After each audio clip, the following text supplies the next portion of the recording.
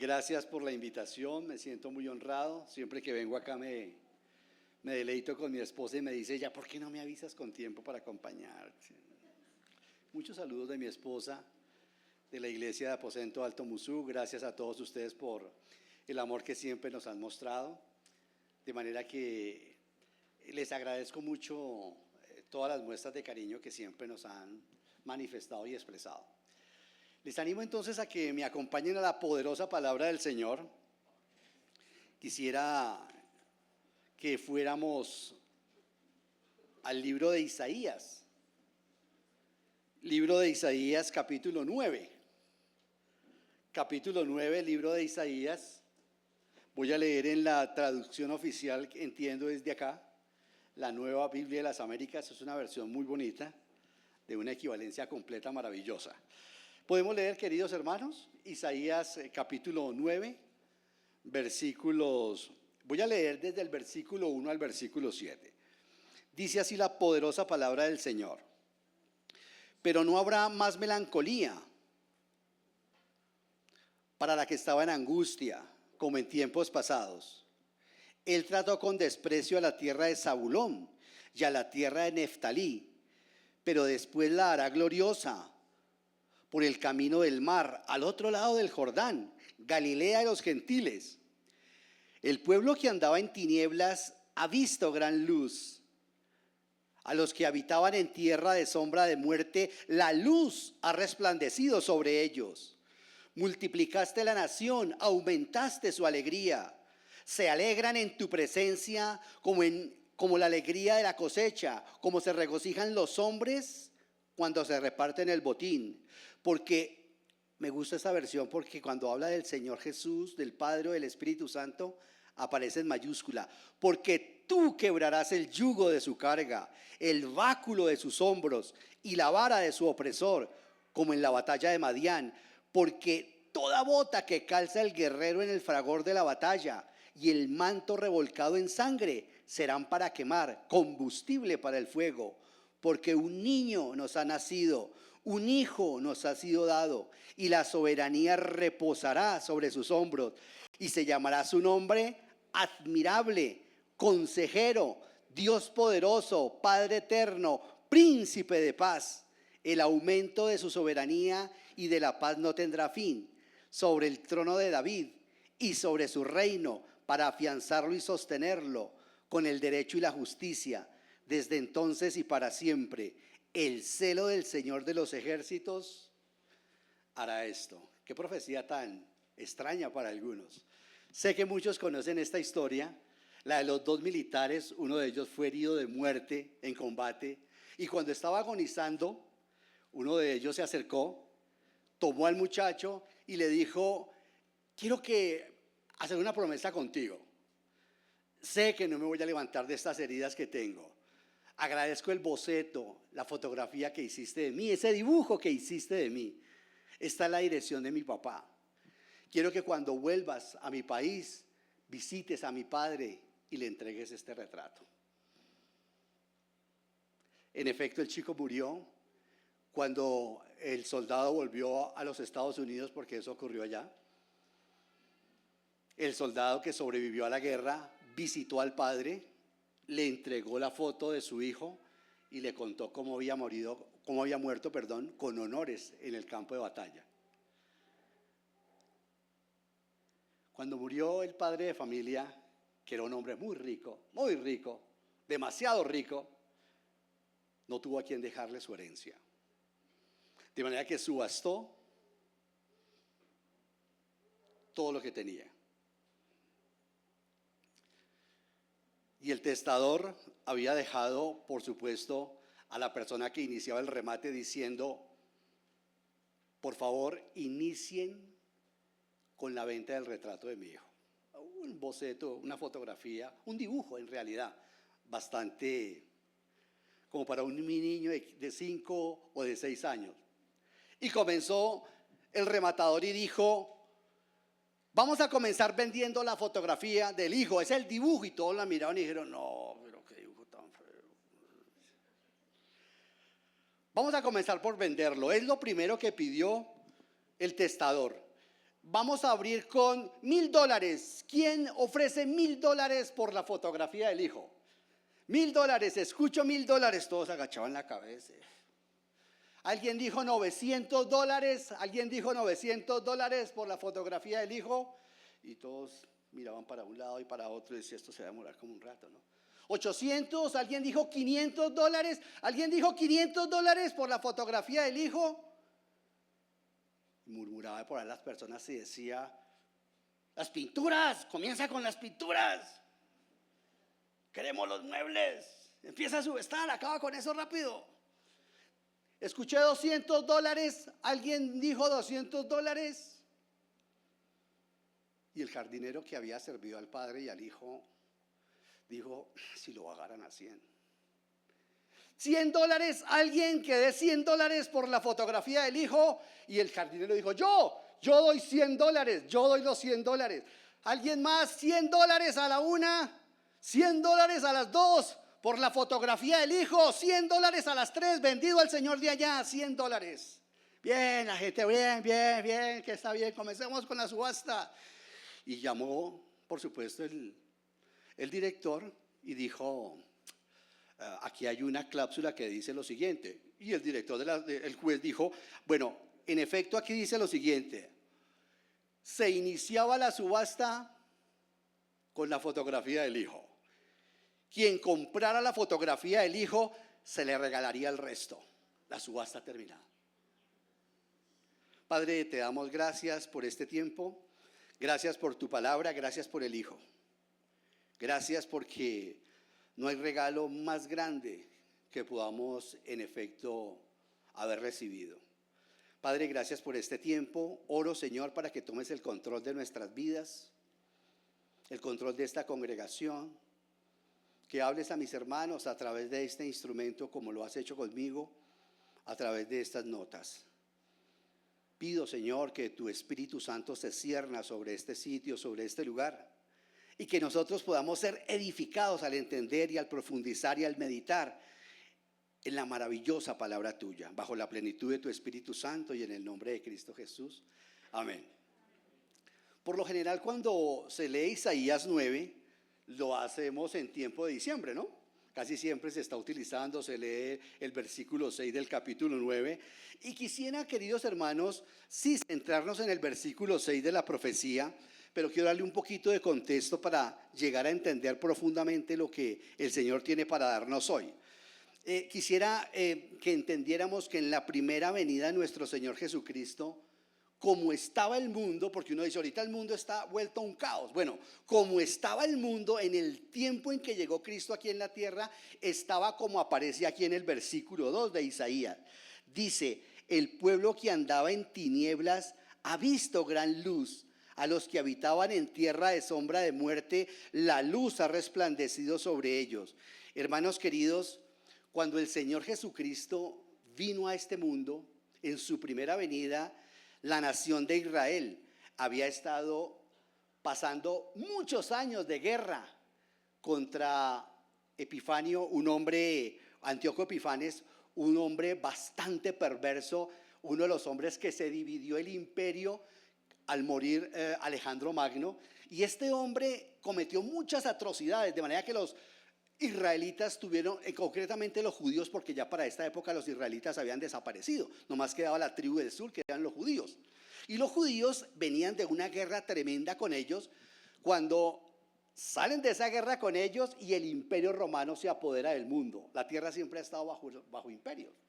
Y cuando el imperio romano se apoderó del mundo, pues obviamente los romanos aprovecharon para invadir el país y para colocar una pax con X, pax, la pax.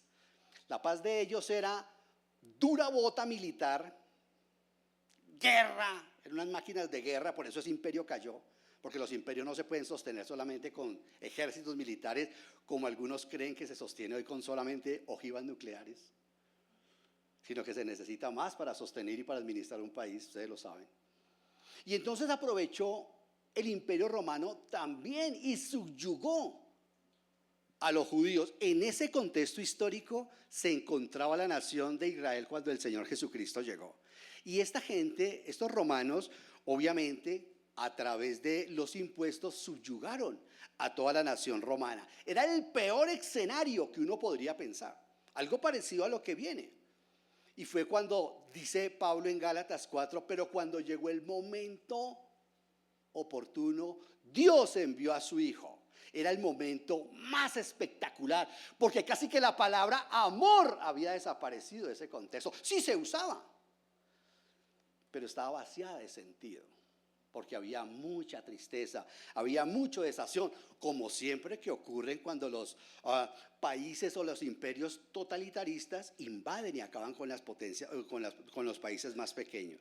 Entonces, ahí en Mateo 4, 15 al 16, vemos el cumplimiento en el Nuevo Testamento. Es prácticamente calcado lo que dice el profeta Isaías, porque lo está tomando el evangelista Mateo, y dice: para que se cumpliese lo dicho por el profeta Isaías cuando dijo: tierra de Zabulón y tierra de Neftalí, camino del mar, al otro lado del Jordán, Galilea de los gentiles, el pueblo que andaba en tinieblas vio gran luz, y a los que vivían en región y sombra de muerte, una luz le resplandeció. Queridos hermanos, la luz vino al mundo, y estuvimos cantando de él.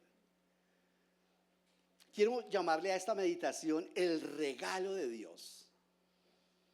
A veces olvidamos el regalo maravilloso de Dios. La luz vino en aquellos días, y lo leemos de una forma casi que a colores, como lo describe el evangelista Juan. Dice Juan: hubo un hombre enviado de Dios, el cual se llamaba Juan el Bautista. Dice: este vino como testigo para que diese testimonio de la luz, es decir, del Señor Jesucristo, a fin de que todos creyesen en el Señor Jesucristo. Juan no era la luz, sino para que diese testimonio de la luz. Aquella luz verdadera que alumbra a todo hombre venía a este mundo. En el mundo estaba, y el mundo por él fue hecho, pero el mundo no le conoció. Hermanos queridos, la luz vino en aquellos días, y eso llenó de la más profunda alegría a toda la tierra. Pero esa luz, queridos hermanos, no vino de la manera como Israel la esperaba.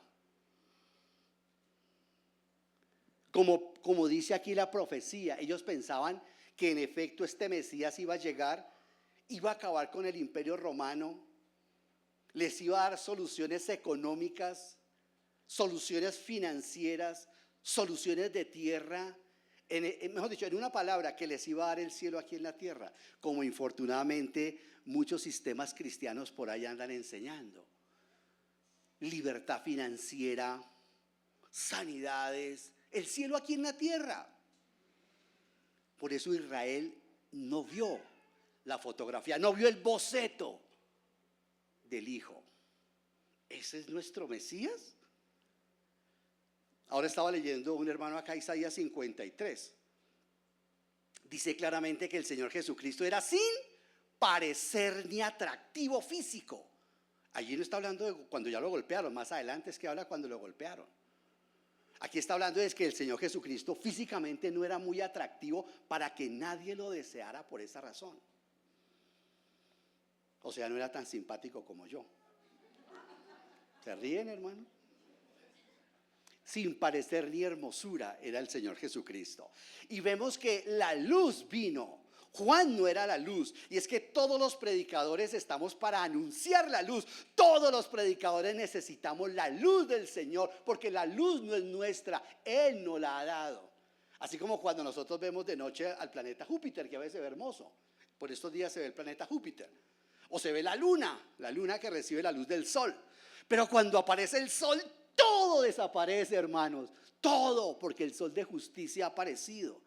Así es el Señor Jesús, Él es la luz. Y cuando apareció, todos los demás hombres quedamos totalmente opacados. Hermanos, es maravilloso porque esta luz y esta alegría serán efectivas y completas para ellos. En este momento nosotros estamos disfrutando la venida de nuestro Señor Jesucristo. Para el pueblo judío será su milenio, en donde durante 1000 años harán lo que nosotros acabamos de hacer, la Santa Cena. Ellos la celebrarán 1000 años, recordarán y llorarán para poder entender lo que significaba la Pascua. Así como nosotros tenemos este recordatorio y lo llevamos haciendo 2000 años, lo llevamos haciendo. Ellos lo van a tener en el milenio. Y se va a cumplir literalmente esta profecía. ¿Amén? ¿Amén, hermanos? ¿O no se está entendiendo nada o estamos entendiendo todo? Bueno, veamos la clase de regalo. Vamos a centrar solamente en el versículo 6. Veamos la clase de regalo. Dice, ¿por qué qué? Isaías 9:6. Dice, porque un niño nos ha nacido. Es maravilloso, hermanos queridos, porque las Sagradas Escrituras nos enseñan que el Señor Jesucristo era hombre verdadero. ¿El Señor Jesucristo era qué? Un hombre de verdad. No digamos 100%, eso teológicamente es una inconsistencia. Aquí tiene usted el director de teología. Eso es una inconsistencia decir 100%. No, digámoslo como lo dijo el credo. Verdadero hombre, verdadero Dios. Verdadero hombre. El Señor Jesucristo era verdadero hombre. Veamos lo que las Sagradas Escrituras nos muestran eso. Es todo un hombre, un verdadero hombre en su nacimiento. Mírenlo ahí, en su nacimiento. Rápidamente voy a ir a Lucas para sustentarlo. Es todo un hombre en su nacimiento y nació como todo hombre. Qué bendición saber eso, porque ¿para qué nos sirve a alguien que no pueda compadecerse ni entendernos como hombre? Mire el versículo, hermanos queridos, 2:12 de Lucas. Dice, esto les servirá de señal. Hallarán a un niño envuelto ¿en qué? Hubo que ponerle pañales al Señor Jesús. ¿Pero por qué? Si a los 8 días le hicieron la circuncisión. Y el Señor Jesús no murió con un trapito en la cruz como dice el arte religioso. Murió desnudo delante de los ojos de su mamá y de toda la creación, porque así los mataban, así ejecutaba Roma. Queridos, hubo que ponerle pañales. Entonces, si hubo que ponerle pañales, ¿se puede a la Virgen María sacándole gasecitos? ¿O al Señor Jesús no había que hacerle eso? Claro que sí. Entonces hubo que ponerle pañales. Un verdadero hombre, ¿verdad? Veamos 51, 52. Lucas 2, capítulo 2, versículo 51, 52. Dice el evangelista, descendió con sus padres, el Señor Jesucristo descendió con sus padres y vino a Nazaret y continuó sujeto a ellos, y su madre atesoraba todas estas cosas en su corazón, y Jesús crecía en sabiduría y ¿en qué? Y en estatura, hermanos. Ahorita están saliendo libros por YouTube de unos, perdónenme la expresión, discúlpenme todos ustedes, perdónenme la expresión por favor, de unos sinvergüenzas que andan diciendo que ahora sí van a decirnos qué hizo Jesús de los 12 a los 30 años, pero si la Biblia lo dice aquí. Se fue a Nazaret y todo el mundo lo veía que crecía en sabiduría y en estatura. ¿Y por qué hasta los 30 años? Porque a esa edad, cuando un hombre era soltero, podía dejar a su madre. Antes no podía salir si no se casaba. Y el Señor se quedó hasta los 30 en el taller donde seguramente su papá adoptivo José ya había muerto. Y el Señor era el mayor de sus hermanos, y como todos nosotros, pues tenemos que sostener y ayudar a sostener la familia. Entonces aquí algunos iluminados, unos charlatanes, porque eso es lo que son, andan, ese JJ Benítez, el español, que los astronautas de Yahvé, yo estaba bien dañado en la cabeza cuando lo leía él. Pero la Biblia nos dice dónde estuvo el Señor Jesucristo. Y cómo la gente decía que estaba por ahí, no, que estuvo por allá en el Sri Lanka aprendiendo Kung Fu y no sé. Y eso dicen en la India. O sea, nos querían volver al Señor indio. Eso dice mucha gente. Ustedes la escuchan por ahí, no, iluminado y no. Aquí se le clara. ¿Cómo hace para darse cuenta que el Señor Jesús crecía? Porque estaba ahí, lo dice claramente. Entonces, un verdadero hombre. Y creció como un hombre normal y creció en forma intelectual normal. Ahí dice, crecía en sabiduría. ¿Sí ve cómo se analiza rápidamente y se descarapela esas mentiras que totalmente o que completamente tratan de inundar las redes? Pero queridos hermanos, tal vez lo que hace más hombre al Señor Jesucristo es que tiene necesidades físicas. En Juan capítulo 4 vemos que tuvo sed, ¿cierto? En la cruz también tuvo sed. Ahí en Juan 4 también dice que tenía hambre, que los discípulos incluso se fueron a la ciudad, entraron un momentico a Samaria para conseguir alimentos. Entonces, tenía sed como todo hombre,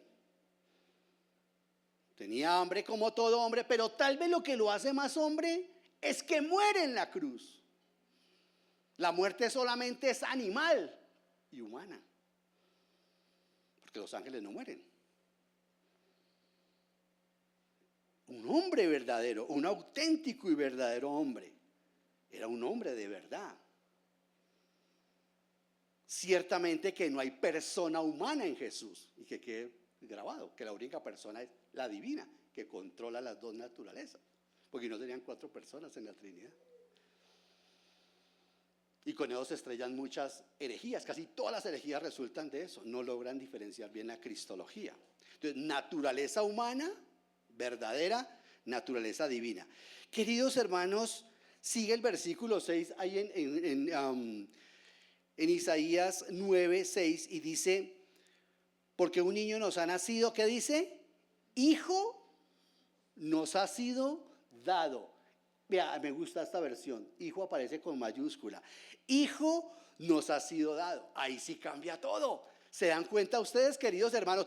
El niño es nacido, pero el hijo no es nacido. El hijo es eterno como el Padre. Quien nació, quien tiene comienzo es Jesús. El verbo no. El verbo es eterno. Ahí entonces estamos viendo las dos naturalezas del Señor Jesucristo. No dice, hijo nos nació. No, hijo no nació. La segunda persona de la Trinidad se llama hijo. Hijo eterno. El bebé de Jerusalén, el bebé de Belén concretamente, sí nació. El Señor Jesús sí nació. El Logos no. ¿Amén? Sí, es lo sencillo que nos muestran las Sagradas Escrituras. Aquí todo cambia, porque el niño Jesús es nacido, pero el Hijo no. El Hijo Dios, o nos es dado porque es Hijo eterno, Hijo eterno. En otras palabras, que el Señor Jesús tuvo comienzo, pero Dios, el Hijo, no, porque es eterno como el Padre. Por eso es que Juan dice, en el principio era el Verbo. Y el verbo era con Dios, y el verbo era Dios. Este era en el principio con Dios. Todas las cosas por Hijo, o por el verbo, o por el Logos fueron hechas. Y sin el Logos, sin el Hijo, nada de lo que ha sido hecho fue hecho. Y eso hay que entenderlo muy bien, porque es imprescindible. Pero los testigos de Jehová se estrellan con eso. Sin entrar en controversia doctrinaria, más bien con ello lo que hay que decirle: si Jesús o si Cristo no es Dios, pues no nos puede salvar. Así es sencillo, porque para poder salvar a otro ser humano, ¿qué se necesita? Pagar una deuda infinita, porque los pecados no son los pecados. Yo pequé contra una mujer, contra un hombre, contra otra persona. ¿Cómo resarzo eso? De pronto diciéndole, bueno, está bien, perdóname, y la persona dice, te perdono y listo. Pero en las Sagradas Escrituras, y debemos entenderlo, queridos hermanos, los pecados se cometen en primera instancia es contra Dios. ¿Recuerdan lo que hizo David con Urías, con uno de los valientes de David, que mató a uno de sus valientes, que era el esposo de Betsabé? Y este hombre, Urías, cuando David lo asesinó y está arrepintiéndose David en su Salmo 51 no dice, contra Urías pequé. ¿Dice eso? El Salmo 51 dice, contra Betsabé pequé. Ciertamente que había pecado contra ellos. Pero ¿qué dice él? Contra ti he pecado. Por eso los pecados se vuelven infinitos, hermanos. Porque el pecado no se mide por la magnitud del pecado. Por eso Cristo dice, si ustedes ven a una mujer y la codician, o ven a un hombre y lo codician, es como si hubieran tenido fornicación o adulterio. Porque los pecados se cuentan es contra quien se cometen. Si yo insulto por aquí a una persona, pues pueda que no haya mucho problema, de pronto me romperá la cara, mucho. Pero si yo insulto al presidente de la República, voy preso. Claro, porque es el presidente de la República. Por eso, para pagar la deuda infinita a Dios, se necesita que el pago sea infinito. Y ese pago infinito es el Señor Jesús. Amén. Eso es lo que estuvimos celebrando y estamos celebrando. Queridos hermanos, nosotros sí debemos, yo siempre estoy diciendo que a la Biblia no hay que ir de manera deductiva. Eso hacen los sistemas teológicos. Esta es mía, con permiso. Si es de Carlos, vamos a ver a qué saben los labios de Carlos. No se va a poner celosa Gladysita.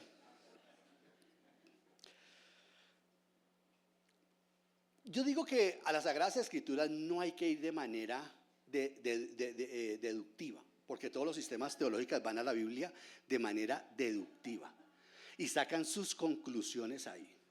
Entonces, toman su sistema teológico y quieren encontrar su posición en la Biblia. No, a la Biblia hay que ir de manera inductiva, con mi corazón como una tablita rasa y dejar que la Biblia hable y me borre la cabeza. Pero en este contexto, aquí sí hay que decirlo de manera deductiva. Y la manera deductiva es porque si nosotros decimos que el Padre Celestial ha sido eternamente Padre, es porque el Hijo ha sido eternamente Hijo. ¿Cuándo me convertí yo en padre? ¿Toda la vida he sido padre? Ciertamente que no. Cuando nació Jenny Alexandra, hace 30 y no les digo más la edad, ya vamos por el segundo nieto. Cuando nació ella, me graduó como padre, pero antes yo no era padre. ¿Sí o no? Pero Dios es Padre eterno. Entonces eso significa que tiene un Hijo eterno. Así de sencillo. El testigo dijo, no, es que lo que pasa, venga, le explico, es que Jesucristo es un Dios más pequeñito. O sea que el Padre eterno a quien tú llamas Jehová nunca fue padre. No, sí, él siempre ha sido padre. ¿Padre de quién? Si es, ahorita lo dijo Carlos acá, si es el unigénito. Porque antes de los siglos existía el Señor Jesús. Más que decir existía, digámoslo, es. Porque los que tienen existencia somos usted y yo. Ellos no tienen existencia, ellos son. Amén. Es sencilla la doctrina, pero hay que explicarla. ¿No está sencilla? Está sencilla. No me digan que no, porque si no, no me contratan para el Instituto Fiel. Bueno, sigamos. Entonces, eternamente ha sido el Señor Jesucristo Hijo. Eso se llama la generación eterna, no nos enredemos con eso.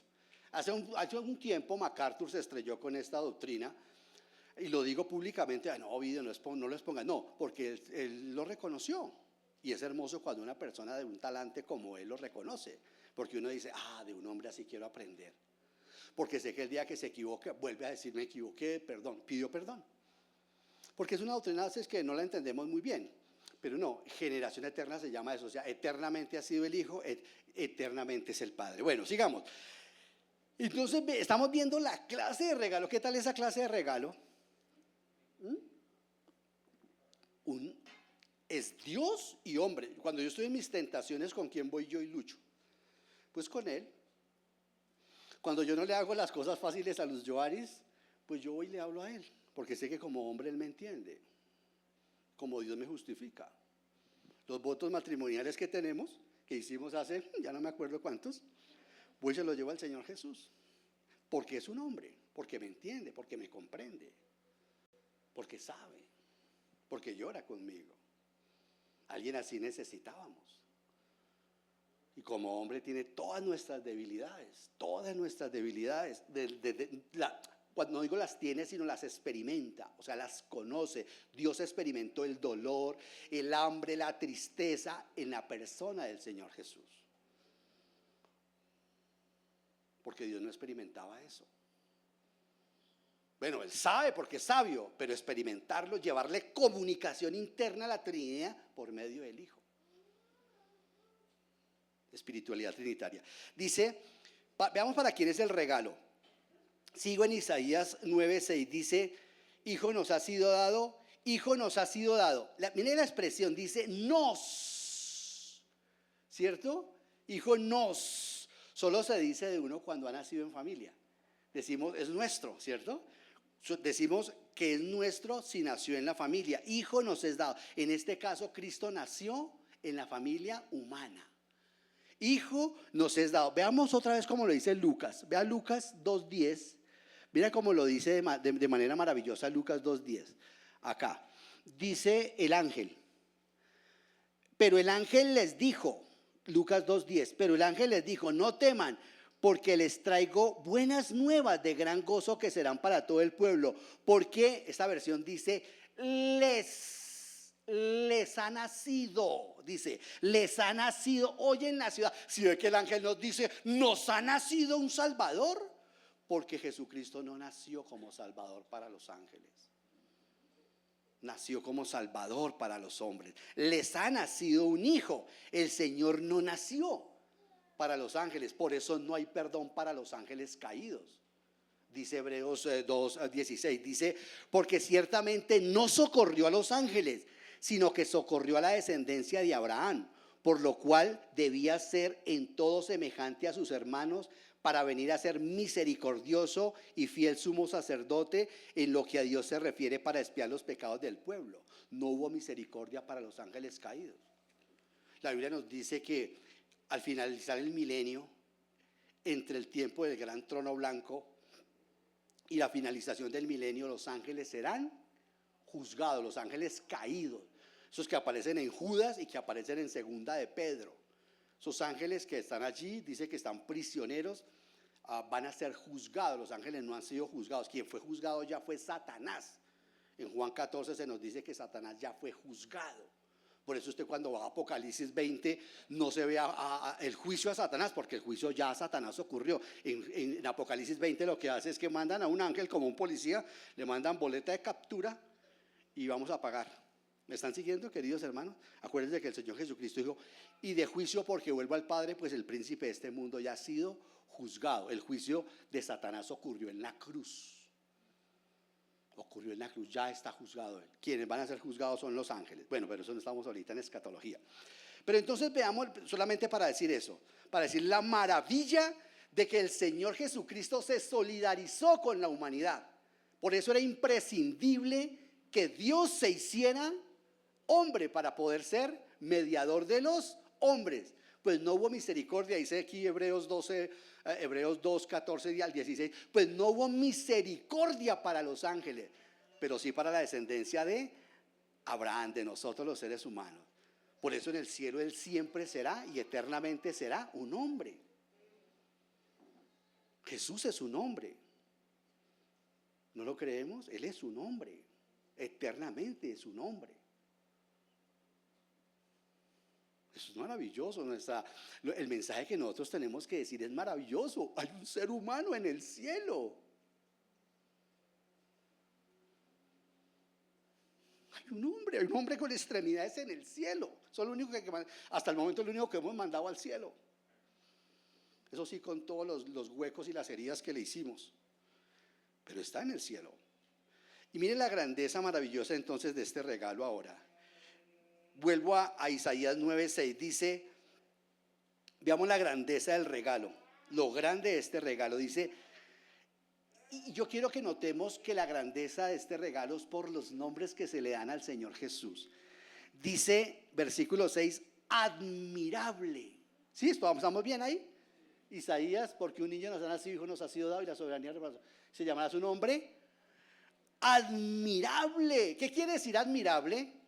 Admirable quiere ser digno de ser mirado. Eso es lo que quiere decir admirable. Alguien digno de ser mirado. La Biblia dice que los ángeles bajaron del cielo para verlo, para mirarlo. Dice el apóstol Pablo en 1 Timoteo 3:16, dice el apóstol Pablo, indiscutiblemente grande es el misterio de la piedad. Dios fue manifestado en carne, el Señor Jesús, justificado en el Espíritu, visto de los ángeles. Los ángeles tampoco habían visto a su creador. Nunca lo habían visto. Es Dios, es Dios. Porque usted me dice, y en Isaías, ahí se ve que con la aparición que el Señor hace, siempre ellos se cubren, y no todos. Los que están cerca son los serafines. Hermanos queridos, esto es maravilloso. Dice, visto de los ángeles. Entonces los ángeles, por eso su nombre es admirable, digno de ser mirado. Los ángeles bajaron a mirarlo. Los pastores corrieron a mirarlo. Los magos de Oriente vinieron de lejos a verlo. Y nosotros daríamos y estamos dando lo que sea para verlo. ¿O no? Yo sí estoy haciendo, quiero verlo. Nosotros daríamos, todas las multitudes se apretujaban. Nos cuentan los evangelios que se apretujaban para verlo. Hasta un hombre llamado Zaqueo, un enano, se subió a un árbol ¿Recuerdan? Zaqueo es un arquetipo del ser humano, de nosotros los hombres que somos enanos y no podemos ver a Dios. Se sube a un árbol, al árbol del conocimiento, y desde allá quiso ver al Señor Jesús. ¿Y por qué un pensamiento? Porque los apóstoles no le dejaban ver al Señor Jesús. A mí me parece, hermanos, que a veces la iglesia y nosotros los cristianos no dejamos ver al Señor Jesús con nuestro testimonio. Con lo que sea, ocultamos, opacamos al Señor Jesús. Y ese intelectual o ese desesperado, el drogadicto, la mujer que no encuentra respuestas de por qué ese hombre la engañó, lo que sea, todas las situaciones, tenemos entonces que subirnos al árbol de la astrología, de la psicología, de todos los recursos del humanismo. Y nos subimos y nos trepamos a ver si subidos en ese árbol encontramos una respuesta o encontramos a Dios en eso. Gloria a Dios que el Señor Pache nos dice: Ovidio, baja del árbol.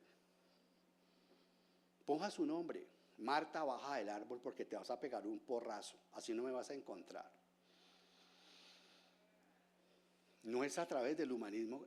A Jesucristo se encuentra es acá en la palabra. Así como lo estamos viendo. Sencillo. ¿Por qué? Porque el tabernáculo por fuera era de madera. El tabernáculo que habla de él, pero por dentro estaba lleno de oro. Por fuera su humanidad, pero por dentro su divinidad. Cuando uno se acerca a Jesús, uno dice: no, este es más que un hombre, claro, es Dios. Pero por fuera se ve como un hombre normal. Por eso el tabernáculo tenía que ser así. Con madera por fuera, sin parecer ni hermosura, pero cuando nos acercamos, decimos lo de Pedro: tú eres el Cristo, el Hijo del Dios viviente. Bueno, admirable. Venga que yo estoy emocionado y el tiempo. Empieza Carlitos a mandarme ahorita a los de la moto. Bueno, dice, admira, mire esta palabra tan hermosa, queridos hermanos: consejero. Consejero. ¿Qué valor tiene cada palabra que el Señor Jesucristo dice aquí como consejero? Él es el consejero por excelencia. Por eso Él dijo: yo me voy y les voy a mandar al otro consejero, al Espíritu Santo. A ustedes les conviene que yo me vaya porque ahorita estoy en condición de hombre y no puedo estar sino aquí o aquí o aquí. Mientras que si yo me voy, el Espíritu Santo estará en todos ustedes. Y Él es el consejero. ¿Qué valor tiene tan hermosas esas palabras cuando sabemos que Cristo es nuestro consejero? Cuando Él dice: ustedes escucharon que fue dicho, pero yo os digo. Ustedes escucharon que fue dicho, pero yo les digo. ¿Usted qué ha escuchado? Filosofía, psicología, música, el mundo, lo que sea. Pero ¿por qué no escucha lo que Jesucristo dice sobre eso? ¡Qué maravilla! Mucha gente cuando toma consejería, por ejemplo, espera que uno le abra a Freud, que uno le abra a Jung, que uno le hable de Roger o de Skinner o de cualquier otro ser caído, llamados doctores del alma. Hoy lo llaman así, ¿no? Doctores del alma. Y tienen unos principios basados en una antropología totalmente que yo vengo del simio. ¿En serio? Pero si Dios dice: si tú te pareces a mí, tú eres igualmente valioso, por eso he pagado el precio más alto, tú eres hermoso. Sí, te has arruinado con las drogas, con el alcohol, con la pornografía, con la identidad de género, pero yo te amo. La palabra de Dios dice en Santiago que la imagen de Dios todavía está en nosotros, como dice el doctor Sproul. La imagen destrozada, pero todavía está allí. Como un espejo roto, pero todavía estamos allí. Él vino a restaurarla. Cristo vino a eso. Estos son muy buenas nuevas, hermanos. A eso ha venido este admirable consejero. Y es maravilloso, queridos hermanos, porque cuando nosotros realmente damos consejería bíblica, la consejería bíblica consiste en orar con la persona, abrirle la Biblia en el tema que la persona atraviesa y dejarla enfrentada con la realidad de acuerdo con la palabra del Señor y con el Señor Jesucristo. Nosotros solamente somos sirvientes. Y ahí queda el Señor Jesús con la persona. El Espíritu Santo es el consejero. Pero para eso necesito conocer la Biblia, claro, y no ser tan peregrinos como para decir, hermano, estoy atravesando una situación tan difícil. No, no puede decir eso porque todo lo puedo en Cristo que me fortalece. No, pues tampoco. Esa no es la forma, y por eso hay que prepararnos en consejería, pero si es la Biblia lo que se necesita y hay que saberla administrar, amén. Por eso Pablo dice en Colosenses 3:16, dice que la palabra de Cristo habite en abundancia en ustedes, con toda sabiduría, enseñándose y amonestándose unos a otros. Me encanta como lo dice la Nueva Versión Internacional. Dice, vea cómo lo dice la Nueva Versión Internacional. Instrúyanse y aconséjense, dice esta versión, la Nueva Versión Internacional. Y aconséjense unos a otros con toda sabiduría. Esa palabra, que la palabra de Cristo habita en vosotros, es como cuando tú tienes una esponja y la has llenado de agua y la has entrapado llena de agua, y por donde espiches la esponja sale ¿qué? Que por donde te espichen salga Biblia. Eso es lo que quiere decir la palabra, que la palabra de Cristo abunde en vosotros. No para hablar un cristianés, como dice mi hijo el mayor, mi hijo el segundo. No estar hablando un cristianés, pero obviamente es estar hablando de la palabra del Señor. Porque esa es la consejería realmente. La psicología humanista, queridos hermanos, con todo respeto, si hay psicólogos acá en nuestra iglesia también lo hay. La psicología humanista, hablando de la psicología humanista, es otro caballo de Troya que se ha metido a la iglesia fuertemente, en la iglesia cristiana. ¿La psicología es mala? Me parece que tiene algo bueno. Nosotros, por ejemplo, en consejería usamos la psicología porque la psicología observa bien. La psicología observa muy bien. Perfecto. Pero conceptúa mal. Pero observa, por eso uno dice, chévere como la psicología, claro, que observa perfectamente. Observa a través del estudio y la repetición, observa bien, pero dejémoslo ahí. Nuestro consejero, entonces admirable consejero, sigamos. Versículo 6, Isaías 9:6 sigo. Dice también que se llamará como Dios poderoso, dice esta versión. Dios poderoso. ¿Y cómo lo demostró? Pues lo demostró por sus milagros. Porque dígame usted, ¿quién ha hecho los milagros que el Señor Jesucristo ha hecho? ¿Quién? Honestamente, ¿quién? Y las iglesias emergentes tratan de decirnos allá en Juan 14 que cuando el Señor Jesucristo volviera al Padre haremos cosas más grandes que las que el Señor Jesucristo hizo. Qué pésima hermenéutica. Hay un texto en Juan que dice a ustedes que si yo vuelvo al Padre, ustedes obras más grandes que las que yo hice harán, pero no se está refiriendo a milagros. Se está refiriendo a la evangelización mundial, porque en milagros simplemente deduzcamos. ¿Quién de nosotros no ha pasado o ha visto un funeral? Todos, ¿verdad?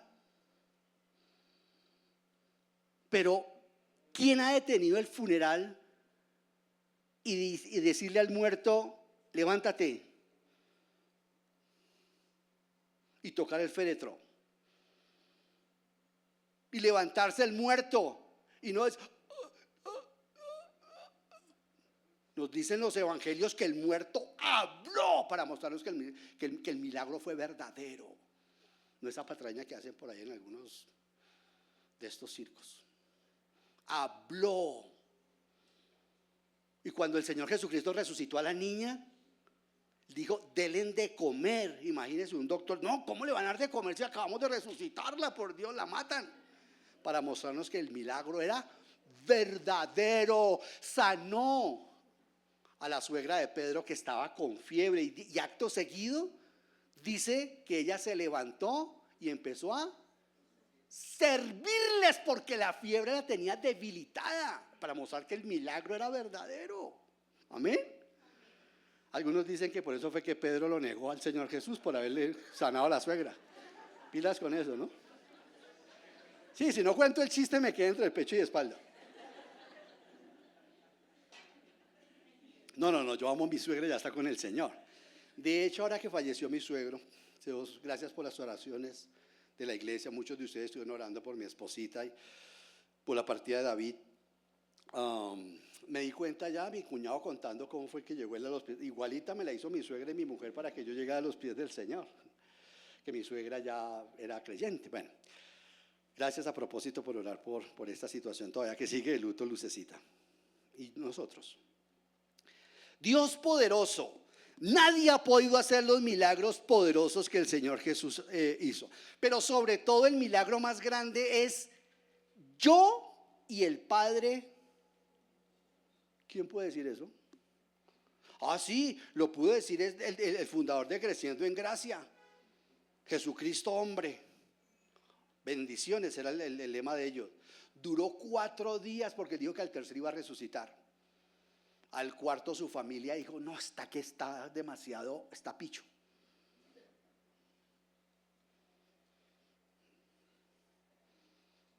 ¿Quién se ha levantado entre los muertos? Dios poderoso. En alguna ocasión quitaron el techo y 4 amigos bajaron, siempre me ha impactado esa historia, 4 amigos bajaron a un paralítico, porque el pecador es así, el pecador no puede llegar a Cristo si no se le trae a través de la predicación. Y le ponen al paralítico ahí, y el Señor Jesús dice que viendo la fe de ellos, por eso es que oramos, por eso es que intercedemos, por eso es que creemos en las reuniones de oración. Me acuerdo una vez que cuando yo no era creyente, una señora, llegué a la iglesia complaciéndole una petición a mi esposa, y una señora me dijo, por usted hemos estado orando. Yo, ¿por mí? ¿Por qué? ¿Que esta señora quién es? ¿Acaso estoy muerto o qué? ¿Para que oren por mí o qué? ¿Cómo así? Le digo, es que este señor es que orando, eso se ora en una funeraria por los muertos, yo no estoy muerto. Estaba muerto. Estaba muy muerto, estaba de día peor. Y maravilloso porque el Señor Jesucristo le dice, tus pecados, le dice al paralítico, tus pecados te son perdonados. Y estaban ahí todos los fariseos, los religiosos, los asesinos de la gracia, como dice Swindoll. Porque hay mucho cristiano que es asesino de la gracia. Muchas iglesias que nos volvemos a veces legalistas, yo no sé por qué. Y estos asesinos de la gracia se murmuran, ¿cómo así? ¿Cómo así que perdona pecados? ¿Solamente puede perdonar pecados? Dios es el único que puede perdonar pecados, este blasfema. ¿Y qué les dice el Señor Jesucristo? Pues para que vean que el Hijo, con H mayúscula, de Dios, el Hijo del Hombre, tiene poder para perdonar pecados. A ti te digo, ya les hice la difícil, que es perdonar pecados. Ahora les voy a hacer la facilita. Les voy a dar el combo para que lo lleven ahí completico con miel. Voy a hacerle la fácil, ya les hice la difícil. Voy a hacerle la fácil. Levántate, toma tu camilla y anda. Es que perdonar pecados, eso es una prerrogativa solamente de Dios. Dios fuerte es el Señor Jesucristo. Dice Padre eterno, versículo 6. Los judíos no pueden comprender esta tremenda expresión porque ellos no creen en la Trinidad, queridos hermanos, pero los cristianos sí la entendemos. Me encanta lo que dice Luis de Granada. Él dice, el Señor Jesús es Padre eterno en el sentido de que puede engendrar hijos constantemente por medio de la fe. Juan 1:12 dice, pero a todos los que le recibieron les ha dado potestad de ser hechos hijos de Dios. Aquí Padre eterno se refiere, aquí concretamente se refiere, porque no se puede sacar del contexto de la profecía. Aquí se está refiriendo concretamente el profeta Isaías a que el Señor Jesucristo, como su Mesías, es el Mesías de Israel. El Señor Jesús cuida de ellos como un padre terrenal y bueno, afectuoso. Por eso para los judíos es impresionante cuando llegan a los pies de Cristo, reconocen que mataron a su Jehová. Aunque ese nombre no aparece en la Biblia, a Yahvé mejor, que mataron a su creador. Pablo vivía siempre muy agradecido por eso y espantado, porque ellos mataron a su creador. Padre eterno, príncipe de paz. Ay, qué palabra, ¿no? Príncipe de paz. ¿Alguien necesita paz? Mi mamá decía, así no haya comida, mi hijo, con que estemos en paz. Príncipe de paz. Este título es muy apropiado para el Mesías, queridos hermanos, porque Él establece y mantiene la verdadera paz. Es triste que nosotros los cristianos a veces andemos todavía en guerra. El Señor Jesucristo dice: no se turbe vuestro corazón. Señor, voy a orar porque ya me cogió el devocional tarde. Y el Señor dice: tranquilo, no se turbe vuestro corazón en mi presencia. Claro, el corazón ya del creyente no se enturbia, pero si nos turbamos, y el Señor dice: no se angustien. No se angustien en mi presencia. Qué título tan especial para nuestro Señor, para el príncipe de paz. No solamente, querida iglesia, acuérdense los creyentes, no solamente Él nos ha dado la paz, Él la mantiene también. Jesucristo nuestro Señor nos da la paz absoluta, es shalom en el hebreo. Es primero la paz del hombre con Dios. La paz tiene que comenzar así, hermanos y amigos que nos escuchan. Primero yo tengo que hacer la paz con Dios. Se llama la paz judicial. Justificados pues por la paz, dice Pablo en Romanos 5:1. Justificados pues por la gracia justificados pues por la fe tenemos paz para con Dios. Con Dios. Esa es la paz judicial. Él ya no es más mi juez. Él es mi Padre. Eso no es una obra, es una declaración. Se llama la justificación por la fe. Soy justificado. Un juez declara a un condenado: lo perdono. Salga de acá porque lo íbamos a matar. Salga. Esa es la paz judicial. Romanos 5:1, ¿verdad? Entonces, necesitamos la paz con Dios porque ahí comienza todo. Todo comienza ahí. Lo primero que se rompe en el Edén es esa, la paz con Dios, y después se rompen las relaciones entre Adán y Eva. Por eso los matrimonios que no son creyentes no pueden tener una paz. No podemos tener la paz. Entonces, Jesucristo nos justifica por medio de la fe. La paz del hombre con Dios, del hombre con el hombre. La paz horizontal, ahí sí. Paz vertical, paz horizontal. Dice el apóstol Pablo: en cuanto dependa de vosotros, tened paz con todos. ¿Yo cómo hago para tener paz con todos si no soy cristiano? Si nunca he experimentado la paz. Si el tipo me cierra en el carro y yo saco por la ventana y...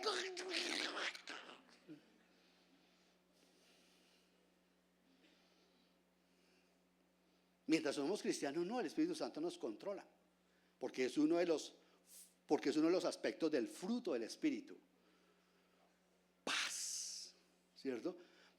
Más el fruto del Espíritu es amor, paz. Por eso cuando un cristiano está en pecado, lo primero que pierde es la paz. Hasta que se reconcilia con el Señor, otra vez vuelve a estar tranquilo. Entonces, paz vertical, paz horizontal, podemos darlo. Y ahí sí, la paz consigo mismo. Porque el apóstol Pablo nos dice ahí y la paz de Dios, que sobrepasa todo entendimiento, guardará vuestra... Esta no es la paz judicial, esa sí es la paz interna, la paz que necesitamos.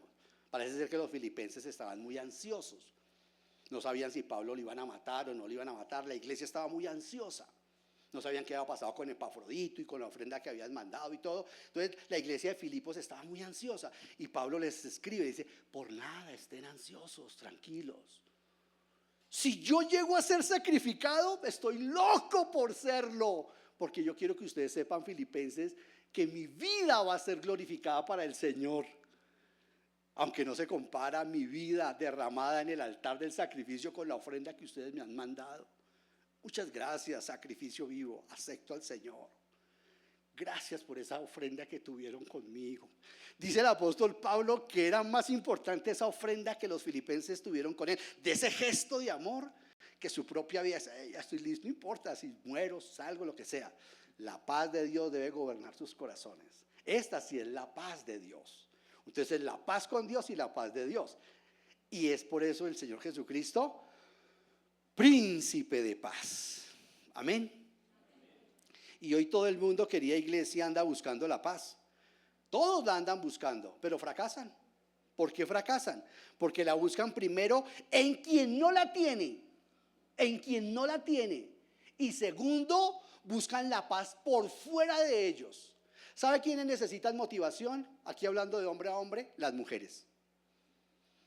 Uno como cristiano tiene que encontrar el argumento, el desiderata, el recurso de su propio corazón. Nosotros los hombres tenemos que estarnos motivando. Porque cuando la motivación es externa, si está lloviendo, se acabó ya la dicha. No. ¿Por qué? Porque era una motivación externa. Y nosotros, por eso el matrimonio a la mujer le da seguridad y al hombre le da estabilidad. Y cuando nosotros, a ella sí toca estimularlas constantemente, porque la mujer está hecha de esa forma. Queridos hermanos, la paz necesariamente tiene que salir de parte de nuestro corazón. Pero cuando una persona no ha creído en Jesucristo, no ha firmado la paz con Dios, pues no puede tener paz con los hermanos. No hay paz para mi Dios, ha dicho. No hay paz para el impío, ha dicho el Señor. Porque todo el día está en guerra con el Señor. El impío todo el día está en guerra. ¿Hasta cuándo? Hasta cuando se reconcilia por la obra acabada del Señor Jesucristo. Por eso es que se fracasa, querida iglesia y hermanos que nos acompañan. Cuando el Señor Jesucristo resucitó, siempre que se apareció a sus discípulos, mírelo usted, en los 4 evangelios, él no lo dijo antes de ir a la cruz. Esto lo vino a decir fue después de que fue a la cruz y resucitó. Siempre que se aparecía decía Shalom. ¿Qué tal mi hebreo? Shalom. Bueno, lo que pasa es que lo estoy diciendo en español. Shalom. Quiere decir el Señor paz. ¿En serio? Paz. Ya hice la paz con Dios. Paz, ya hay paz para ustedes. Mi paz les dejo. Mi paz les doy. Yo no la doy como la da la pornografía, como la da el dinero, como la da una carrera, como la da el mundo, como la da la sociedad. La paz que yo les doy excede la comprensión humana. Porque usted en medio del duelo puede reír. Usted en medio de la prueba puede gozarse. Y el impío dice, pero ¿por qué no le duele? Me duele, pero estoy contento. Mi esposa nunca había predicado y predicó en una iglesia católica en las exequias de mi suegro porque él era militar. Y le chantó el evangelio hasta el cura. Es la paz de Dios. Es la paz de Dios, queridos hermanos. Cuando el Señor Jesucristo resucitó, fue lo que eso es un regalo. Uno puede decir, como decía mi madre, no haya comida, pero después de que haya paz. Mírenlo de la forma tan maravillosa y tan preciosa como se obtuvo eso en 2 Corintios 5, 18, ya con esto voy terminando. 2 Corintios capítulo 5, miren este ministerio de reconciliación, de la paz que tenemos nosotros, querida iglesia. Dice el apóstol San Pablo, dice, y ahí hay un título que dice el ministerio de la reconciliación. Por eso es que un evangélico no puede quedarse callado, porque lo que tiene que ir es a llevar buenas nuevas a su esposa, a su familia, a su entorno. Decía el hombre que me evangelizó a mí, si los cristianos fuéramos realmente agentes de paz y va a sonar una bomba, tal vez el Señor cancelaría esa bomba por amor a ese cristiano porque es un agente de paz. Es triste que nosotros lleguemos a un lugar y realmente esté tan desdibujado el rostro de Jesucristo en nosotros, que nosotros no seamos los agentes de paz, sino los que más le meten combustible a la discusión. Yo a veces en consejería le digo a las hermanas, hermana, mire, su esposo llega cansado, piénselo de esta manera, llega con un galón aquí de gasolina y se lo tira a usted a los pies. Está cansado y ¿sabe qué va a hacer usted? Él está buscando que usted ¿qué haga? Le ponga la chispa y eso arde. Se incendia la casa y se incendia la relación.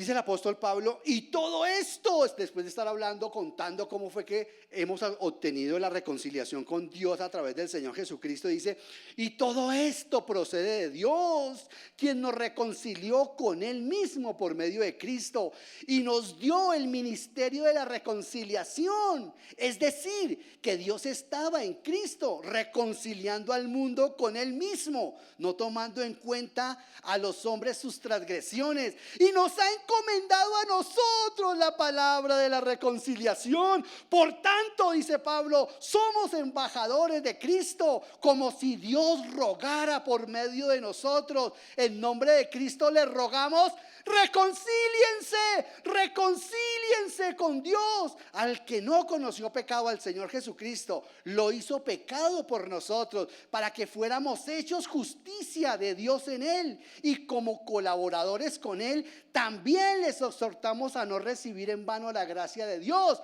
pues Él dice, en el tiempo propicio te escuché, en el día de salvación te socorrí. Pero ahora es el tiempo propicio. Hoy es el día de la salvación. Hoy es el día de su paz. Hoy es el día de reconciliarse con Dios. Todavía estamos. O el Señor Jesucristo todavía está esperando a que la gente se reconcilie con Dios. Querida iglesia y hermanos que nos escuchan, por supuesto no podemos decir esto, o no podríamos decir esto, si el Señor Jesucristo no se hubiera levantado en la resurrección y dijera Shalom. Por eso era imprescindible que se le apareciera a Pablo resucitado y glorificado, porque solamente Pablo vio a Cristo glorificado y Juan. Queridos hermanos, nosotros tenemos un mensaje que dar. La palabra del Señor dice que hay un solo mediador entre Dios y los hombres, Jesucristo hombre, el cual se dio en rescate por todos, hermanos. Porque la salvación es potencialmente universal, pero es condicional. Tienes que creer. La gente confunde alcance universal con universalismo. No, son dos cosas diferentes. El universalismo es una doctrina equivocada. El alcance universal es diferente. Se llama redención universal, pero condicional. ¿Condicionada a qué? A que la persona crea. Porque si no cree, no. Querida iglesia, es maravilloso esto, porque de acuerdo con Isaías, la paz no es algo, la paz es alguien. Cristo, príncipe de paz. La paz no la da un tratado, la paz la da una persona. Y nosotros somos agentes de reconciliación y debemos, por eso dice la canción, queremos anunciarles buenas nuevas. Les estamos anunciando que Dios ha hecho propicia la salvación para ustedes. Arrepiéntanse. Alejandro Magno le llamaban Magno, magnánimo, porque decía que él prendía una tea cuando iba a invadir una ciudad. Prendía la tea, le decía a uno de sus soldados, prenda esa tea. Y llegaban allá y obviamente colocaba todo su ejército delante de las murallas de la ciudad que iba a invadir. La gente pues quedaba aterrorizada cuando los veía. Prendía la antorcha, Alejandro Magno, y les decía, como se dan cuenta, todos están derrotados, todos están vencidos, todos están condenados por mi espada. He prendido esa tea, mi gracia durará hasta cuando brille esa tea. Los que quieran pasarse de allá para acá, vengan acá. Apenas deje de alumbrar esa tea, entraré y acabé. Pablo dice que la iglesia, el Espíritu Santo está aquí en la tierra, y que por eso ese bellaco que se va a manifestar y que va a destrozar más duro este planeta, no se ha manifestado. Nosotros somos esos agentes. Usted es la sal, usted es la luz. Hermana, hermano, no deje de orar por su esposa, por su esposo, por su familia, por su papá, por su hermano. Nos está llamando a la guerra el Señor. Dios firmó el armisticio con el hombre, con la sangre de su Hijo Jesucristo. Necesitas aceptarla. Tienes que aceptar la paz que Dios da. La paz no la puede dar quien no la tiene. Para que tú puedas dar paz o tener paz, debes firmarla en el mismo lugar y con la misma tinta con que Dios la firmó, que fue en la cruz y con la sangre de su Hijo. Ese es el único mensaje que hay. No hay mensaje de prosperidad ni de sanidad. No se dejen engañar. El único mensaje que se conoce es el Evangelio de Jesucristo. Es el mensaje que les anunciamos. Cuando lo recibamos a Él, tendremos todo y entenderemos todo de una manera que no alcanzamos ni siquiera nosotros a dilucidar. Querida iglesia y amigos que nos acompañan, para que tú puedas tener esta paz, debes firmarla y recibirla. Muchos, hermanos, serían los sanados. Muchas serían las personas que se recuperarían mentalmente de estos centros donde los psiquiatras les están dando medicación porque ya no se los aguanta, o su propia familia. Queridos hermanos, si escucharan este mensaje de paz y de reposo, yo no puedo tener paz en mi matrimonio, o con mis hijos, o con la sociedad, o con quien sea. Yo todavía, si no he recibido la paz, si yo no la he firmado con Dios, si no la he firmado con la sangre de su Hijo Jesucristo, porque no es con mis condiciones, es con su tinta. Y es en el lugar donde Él dice, y Él dice es en la cruz. Porque el cristianismo es una muerte violenta contra la cruz. Con Cristo estoy juntamente crucificado. Pero eso no es un texto para Pablo, ya Él murió. Si usted no está crucificado con Cristo, revise si usted es cristiana o es cristiano. Con Él estoy juntamente crucificado. Y lo que vivo ahora, lo vivo en la fe del Hijo de Dios. ¿Quieres tener paz? ¿Crees que tienes paz o la necesitas? ¿Quieres aceptar la paz? Esa paz lo primero que nos trae lo fundamental y es la salvación.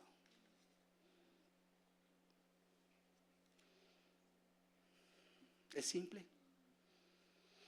Es decirle, me has vencido. Igual conoces todos mis pecados.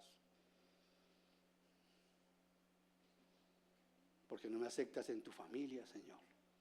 Dios, si existes, Señor, entra en mi vida. Hablaba con un hombre hace 15 días en consejería después del culto. Una persona muy intelectual nos acompañó. Y después de argumentarle teológicamente muchas cosas, me di cuenta que por ahí no era, y el Espíritu Santo empezó a tocarlo a uno, por ahí no es. Y él me dijo, no, todas esas cosas, lástima que uno no pueda experimentar nada de esto. Le dije, pero si de eso es que le vengo a hablar. Usted quiere experimentar a Dios ahora, lo puede hacer ya y ahora. Y su hijo lo cogió y le dijo, sí, yo quiero experimentar a Dios. ¿Por qué te da miedo, hermana, hermano? ¿Usted no lo experimentó? Yo sí, y el Señor me sacó de la calle el cartucho, hermano. Esto no es una broma, hermanos. Es cierto, es real. Dios es real. Tienes que experimentarlo, tienes que creerlo. ¿Quieres que te acompañe en una oración? La oración no te salva, pero puedes hablar con Él. Porque ¿quién fue el que me salvó a mí? ¿Quién salvó a ese loco de Pablo? Hace años, en una pequeña ciudad, un hombre trabajaba operando un puente levadizo sobre un río. La responsabilidad de este hombre era asegurarse de que el puente bajara a tiempo para que los trenes pudieran cruzar de manera segura. Este hombre tenía un hijo pequeñito. Este niño era su alegría y su orgullo. Un día, el niño quiso visitar a su padre en su trabajo. Y mientras jugaba cerca de la maquinaria, ocurrió un accidente inesperado. El niño quedó atrapado en los engranajes del mecanismo. En ese preciso instante, el padre vio con horror que un tren lleno de pasajeros se acercaba a gran velocidad. Tenía que tomar una decisión imposible: dejar el puente elevado y salvar a su hijo, lo que condenaría a cientos de personas al desastre, o bajar el puente y permitir que el tren cruzara, sacrificando a su hijo. Con lágrimas en los ojos y el corazón desgarrado, el padre tomó la decisión más dolorosa, accionó el mecanismo y el puente descendió. Los pasajeros, ajenos al sacrificio, siguieron su camino sin saber que alguien había dado el regalo más precioso por ellos, para su único hijo, sacrificarlo por ellos. Usted no se puede ir de acá sin llevarse esa historia en su corazón. Usted tenía que saber que Dios entregó lo más grande que había en el cielo. La carta a los hebreos dice: ya Dios no tiene nada más que hablar.